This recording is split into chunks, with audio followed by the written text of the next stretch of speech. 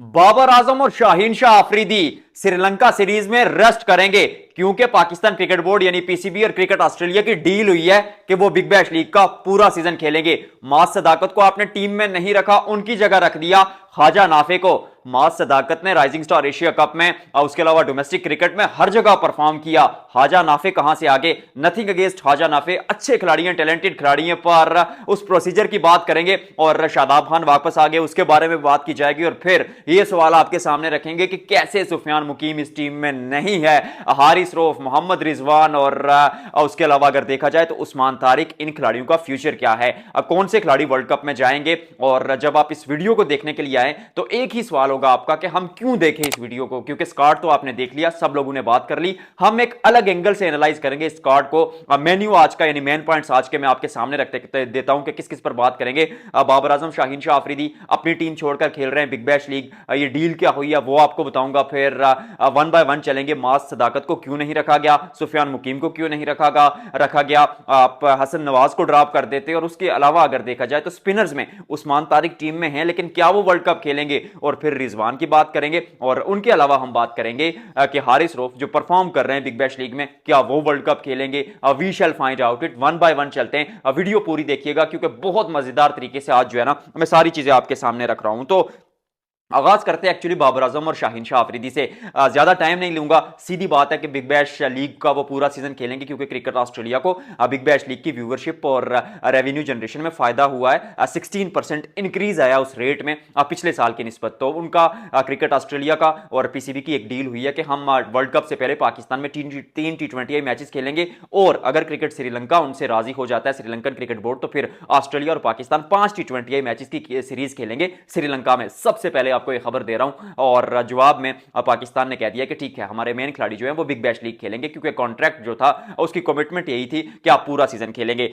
एक अच्छी चीज, ठीक है, यंगस्टर्स को आप मौका दे रहे हैं, लेकिन यंगस्टर्स पर अगर आए तो माज सदाकत 376 रन बनाते हैं राइजिंग स्टार एशिया कप में, तने तनहा भारत के खिलाफ वो लाजवाब इनिंग्स, गेंद से देखें, बल्ले से देखें, अपने कंधों पर पूरी टीम का बोझ उठाया। फिर पाकिस्तान शाहीन्स के लिए जहां जहां मौका मिला वहां वहां परफॉर्म किया। 130-40 का स्ट्राइक रेट रहता है रेगुलर जो है, जो वनडे कप उन्होंने खेला रिसेंटली। उसके अलावा अगर देखा जाए डोमेस्टिक क्रिकेट जो खेला प्रेसिडेंट कप, उसमें 130-40 का स्ट्राइक रेट, ओडीआई में और T20 में स्ट्राइक रेट 150 से ऊपर चला जाता है। क्या करे ये खिलाड़ी पाकिस्तान टीम में आने के लिए, और आप ख्वाजा नाफे को लेकर आते हैं। बहुत से लोग उनके आने पर खुश हैं, मुझे भी पर्सनली ऐसा लगता है कि ठीक है, यंगस्टर्स को आप मौका दें, लेकिन कच्चा खिलाड़ी है, क्योंकि T10 लीग की अगर उस परफॉर्मेंस को देखें तो कितने नंबर पर आकर बल्लेबाजी करते थे, चौथे पे, पांचवें पे, कभी ओपनर। तो फिर ख्वाजा नाफे को जब आप टीम में लेकर आते तो पाकिस्तान टीम में कहां खिलाएंगे, क्योंकि ऑलरेडी तो आपका ओपनर जो है फखर जमान वो 6 नंबर पर खेल रहा है। ओपनिंग की अगर और मजीद बात की जाए तो साइम अयूब ओपनर है,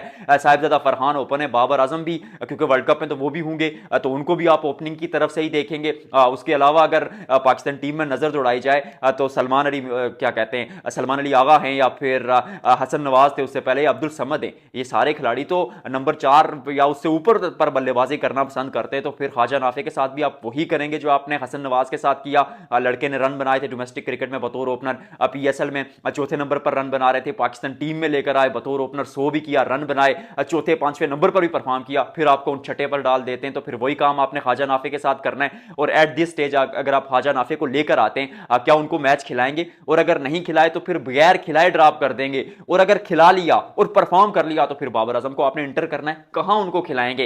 ये समझ से बाला तर है। और दूसरी जानिब माज सदाकत, जो खिलाड़ी प्रोसेस से गुजरता हुआ आ रहा है, जो पाकिस्तान ए के लिए परफॉर्म कर रहा है, जो परफॉर्म कर रहा है डोमेस्टिक क्रिकेट में, पीएसएल में भी डेब्यू पर किया था 50, T20 में 100 बनाया, वनडे में 100 बनाया, फर्स्ट क्लास में 100 बनाया। खिलाड़ी क्या करे? और सीधी सी एक सिंपल सी बात है, नो डिबेट, ख्वाजा नाफे की जगह माज सदाकत का जो है वो नंबर बनता था। कुछ अगेंस्ट नहीं हो ख्वाजा नाफे के, अच्छे खिलाड़ी हैं, यंगस्टर्स को मौका देना चाहिए, पर मेरिट की जब बात आती है, प्रोसेस की बात आती है, खिलाड़ी को तैयार करने की बात करते हैं, तो तैयारी तो सारी माज सदाकत ने की थी। आप ख्वाजा नाफे को लेकर आते हैं, और ख्वाजा नाफे जो हैं फिर आप उनको जब टीम में लेकर आते हैं तो फिर आप सोचते हैं कि अगर वो आपके प्लान का हिस्सा थे तो फिर इमर्जिंग एशिया कप में आप गाजी गोरी को बतौर विकेट कीपर क्यों भेज देते हैं? फिर क्यों ख्वाजा नाफे को नहीं भेजते? कोई होमवर्क नहीं है, कोई तैयारी नहीं है पाकिस्तान क्रिकेट बोर्ड की। और कीपर फिर साहिबजादा फरहान भी आपके पास कीपर है, उस्मान खान भी कीपर है, ख्वाजा नाफे भी कीपर है, कौन सा परमानेंट कीपर है ये भी तो आपने अभी डिसाइड करना है, क्योंकि उस्मान खान को अगर बतौर कीपर आप खिलाएंगे तो फिर रिजवान कैसे एंटर होंगे, उन पर आगे चलकर बात करेंगे। उसके बाद हसन नवाज की तो मैंने बात कर ही दी है, खैर उनका ड्रॉप करना बनता था, क्योंकि छठे नंबर पर जितनी वो बल्लेबाजी करते हैं, सच कहूंगा उतनी शादाब खान भी कर लेते हैं। आईएल टी20 में 2 छक्के पिछले मुकाबले में जरूर लगाए, कुछ रन जरूर बनाए, पर ये खिलाड़ी जो है ये टॉप ऑर्डर का खिलाड़ी है, या बतौर ओपनर परफॉर्म करते हैं, या 3 या 4, या अगर बहुत नीचे लेकर जाएंगे तो 5वें नंबर पर, वो भी मेरे नजदीक उनके लिए सूटेबल नहीं है, लेकिन छठे 7वें नंबर पर आप उनसे फिनिशर की डिमांड नहीं कर सकते। तो फिर शादाब खान वो काम कर लेंगे, बॉलिंग भी करते हैं, बैटिंग भी करते हैं, और मैनेजमेंट ये जो है ये इस्लामाबाद यूनाइटेड की भी मैनेजमेंट है, कप्तान वही है, कोच वही है, और ये चाहते हैं, और इनका जो एक फार्मूला ये है, मैं अक्सर कहा करता हूं कि ये ऑलराउंडर्स को बहुत पसंद करते हैं, और 11वें नंबर पर भी उस खिलाड़ी को ढूंढ रहे हैं जो बैटिंग कर लेता हो।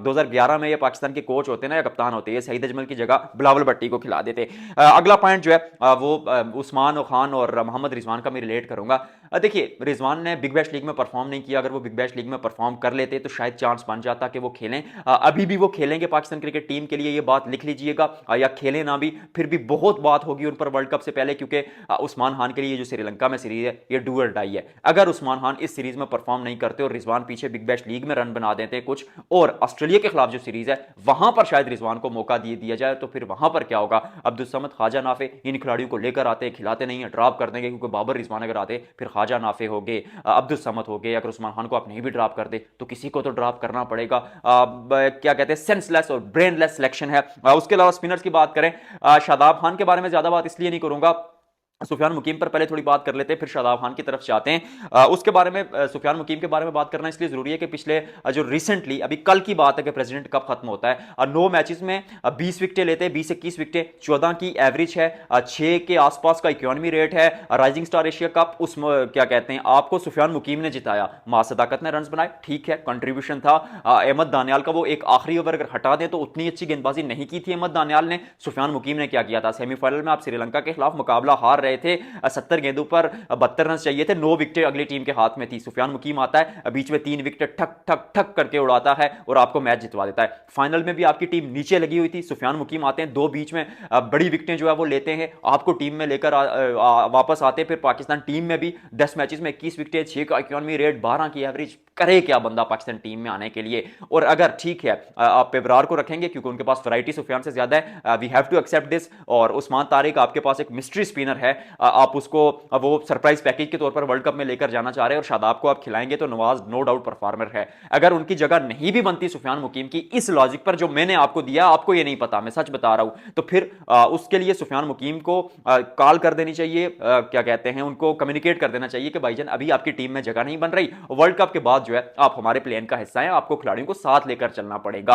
यही एक चीज शायद मास सदाकत के साथ भी करनी चाहिए, क्योंकि लड़का होनहार है, और हाजा नाफे के लिए मैं फिर कहूंगा परफॉर्म कर दिया तो फिर निकालना पड़ेगा, क्योंकि बाबर को लेकर आना है, और अगर नहीं परफॉर्म करते तो एक सीरीज के बाद निकाल देंगे। ये कर क्या रहे हैं आप लोग, मास सदाकत को खिला देते तो चले, कम से कम ये बात जरूर आती है आपके दिमाग में कि ठीक है प्रोसीजर से लड़का गुजर कर आया है, फर्स्ट क्लास में रन बनाए, पीएसएल में 50 किया था, टी20 में 100 किया, पाकिस्तान के लिए खेलते हुए, पाकिस्तान शाहीन्स के लिए खेलते हुए, पाकिस्तान ए के लिए खेलते हुए परफॉर्म किया, पर हाजा नाफे की परफॉर्मेंस उस तरह तो नहीं है, ये तो कड़वी सच्चाई है। आखिरी पॉइंट इस वीडियो का, जो कहाँ गया, होमवर्क करके आना पड़ता है यहाँ पर आप लोगों के सामने, उसमें यह है कि हारिस रऊफ वगैरह अब नसीम शाह स्क्वाड में, तो उनको आखिरी शायद मौका दिया जाए, अगर परफॉर्म करते तो वो वर्ल्ड कप खेलेंगे। शाहीन अफरीदी ऑटोमेटिक चॉइस हैं। सलमान मिर्जा की तरफ आपकी नज़रें होंगी कि उनको ड्रॉप किया जाए, अब सीम जूनियर को ड्रॉप किया जाए, क्योंकि हारिस रऊफ को आप, मुझे लगता है कि एन मौके पर एंटर करेंगे, और एंटर करना बनता भी है।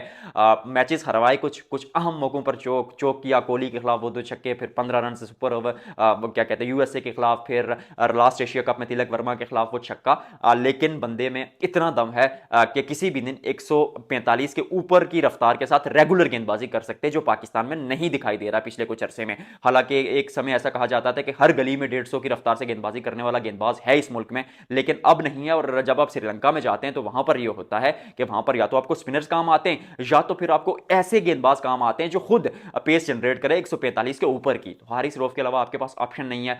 गन फील्डर भी हैं, एक फाइटर हैं तो फिर आप उनको एंटर करेंगे, ये बात याद रखिएगा।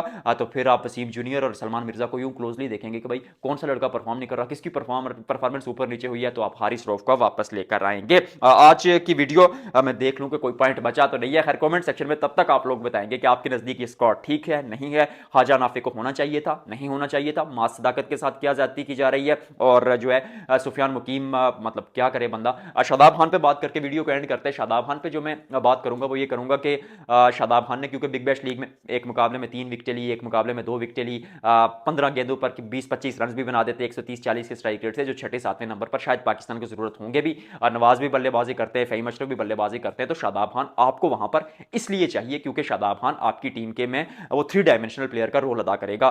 तो ठीक है, वर्ल्ड कप से पहले आप उनको चांस जरूर देंगे, और वाइस कैप्टन है, इतने जल्दी तो ड्रॉप अप नहीं कर पाएंगे। टीम अच्छी है, टीम बुरी नहीं है, लेकिन जो सिलेक्शन की गई है उसके पीछे क्या थिंकिंग है, उसके पीछे क्या माइंडसेट है, वो समझ नहीं आ रहा।